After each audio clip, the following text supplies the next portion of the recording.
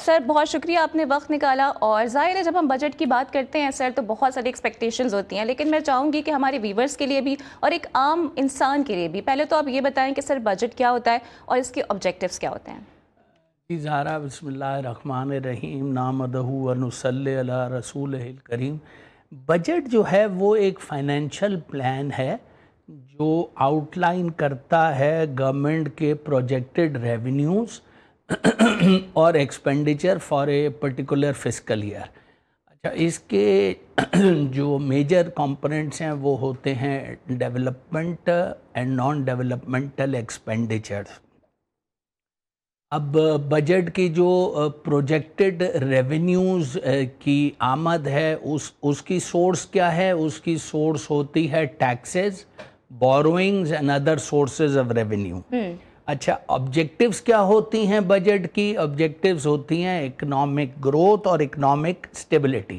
Economic stability میں naturally جو اس ملک کی انفلیشن ہے اس کو کنٹرول رکھنا ہے، اور ڈیولپمنٹ ایکسپینڈیچرز میں آتا ہے انفراسٹرکچرل ڈیولپمنٹ، جس میں ہیلتھ، ایجوکیشن، دوسری چیزیں بھی شامل ہیں، اور اس میں آتا ہے سیونگز اور انویسٹمنٹ۔ ٹھیک ہے سر، اور خاص کر میں آپ سے یہ بھی جاننا چاہوں گی، ابھی آپ نے انفلیشن کا ذکر کیا تو یہ ہمارا ایک پرائم کنسرن ہے، ایک مسئلہ ہے بہت دیرینہ، اور ہم اس کو اوور کم نہیں کر پا رہے ہیں، تو آپ کے پاس سر کیا تجاویز ہیں؟ ہم کیسے اسے اوور کم کر سکتے ہیں؟ پہلے تو جی انفلیشن کو آپ کے ناظرین اور سامعین کے لیے سمجھا دیا جائے کہ انفلیشن کیا چیز ہے۔ انفلیشن ہے ji rise in the prices of goods and services of a country.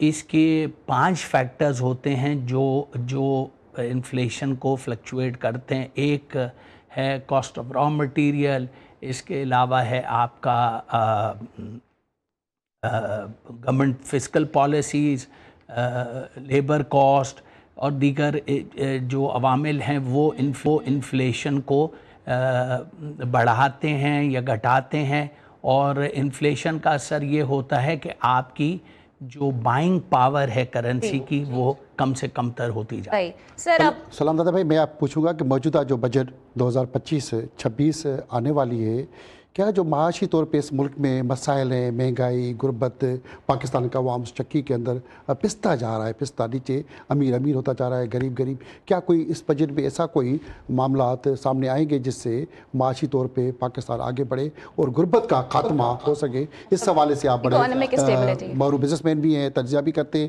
تو کیا سمجھتے ہیں کہ غربت کا خاتمہ ہو پائے گا؟ حمید بھائی، بات دراصل یہ کہ کاغذات پر انفلیشن لاسٹ ایئر کے مقابلے میں اس سال 12% آئی ہے، لاسٹ ایئر 21% تھی۔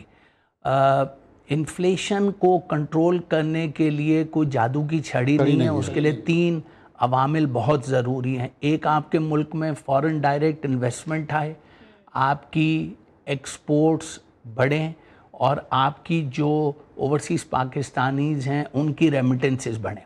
اچھا، میں کوئی ڈومز ڈے سینیریو نہیں پیش کرنا چاہ رہا، آپ کی ایکسپورٹس بھی سٹیبل جا رہی ہیں، آپ کی ریمیٹنسز میں بھی اضافہ ہوتا جا رہا ہے وقتاً فوقتاً، لیکن اس میں مزید کام کرنے کی ضرورت ہے تاکہ انفلیشن کا جو جن ہے اس کو کنٹرول کیا جا سکے۔ بجٹ بیسیکلی اعداد شمار کی ایک گیم ہوتی ہے، پیسے پڑے ہوئے نہیں ہوتے، پیسے کی ایک لسٹ بنتی ہے، یہ آئیں گے، یہ جائیں گے، یہ آئیں گے، یہ پوری کہانی ہوتی ہے۔ ہم نے کوئی مستقل پلان اس کا نہیں کرتے اور صرف ہمیشہ خسارہ۔ تو اس کی کیا وجہ ہے کہ ہم جو چیز بناتے ہیں جو ٹیکسز کی، تو وہ ٹیکسز وصول نہیں ہوتے، پھر خسارہ، پھر ہم بجٹ نئے سال نئے مسائل کا شکار کیوں ہوتے ہیں؟ دیکھیے، یہ بات تو میں پہلے ہی اپنی انیشل گفتگو میں کر چکا ہوں کہ بجٹ بیسیکلی ایک پروجیکٹڈ انکم سٹریم کا نام ہے کہ جناب یہ پیسے آئیں گے اور یہ پیسے اس کے اگینسٹ خرچ ہوں گے، ٹھیک ہے نا۔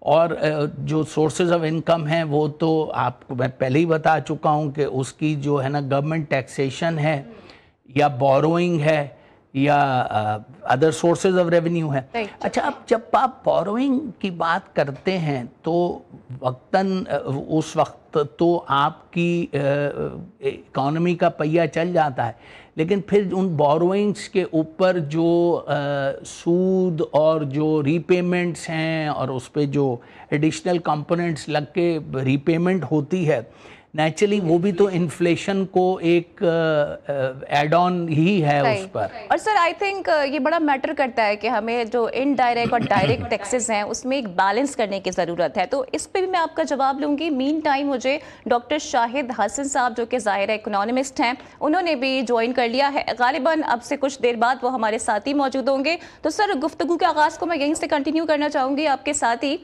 کہ جیسے کہ میں نے ذکر کیا کہ ڈائریکٹ ٹیکسز اور انڈائریکٹ ٹیکسز، ان کا کتنا عمل دخل ہوتا ہے انفلیشن بڑھنے میں؟